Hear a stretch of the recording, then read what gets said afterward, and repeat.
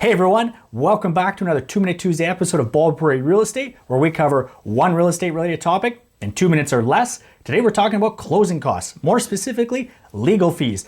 What's covered in your legal fees and how much are they going to cost when you're buying or selling a house in Canada? Let's put 2 minutes on the clock right now and get into it.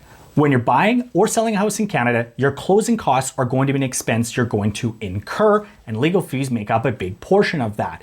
How much those legal fees are going to be and what they cover varies not only whether you're buying or selling a house, but also where you live in Canada. Let's start off by talking about somebody who is buying a house in Canada.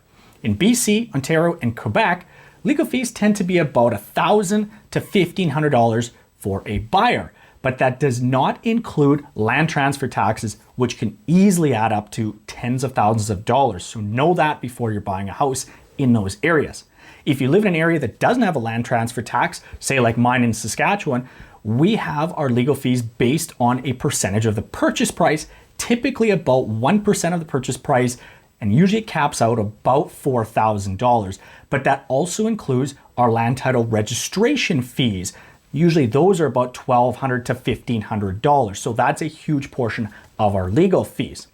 What about when you're selling a house in Canada? Again, varies not only where you are, but what's included. If you're selling a house in somewhere like Quebec, it could be as cheap as a couple $100s if you don't have a mortgage on title.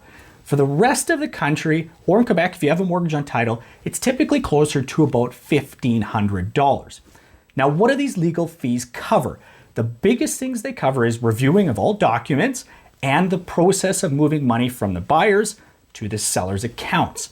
But when you're meeting with your lawyer, see what services are covered. For example, in some areas of Canada, not all lawyers will review the condo documents or what's called the estoppel package when you're purchasing a condo, or that may be an additional fee. So look out for that and see and make sure everything you need is covered on those legal fees and there's nothing attached to that. Also, go and get a couple of quotes because fees could range. So get a couple of quotes and make sure you know what's included. But that's the basics of legal fees when you're buying a house in Canada. Did you like learning about real estate in Canada in 2 minutes or less? Well, I got more videos just like that right here, the 2 Minute Tuesday playlist, where you can learn about real estate in 2 minutes or less.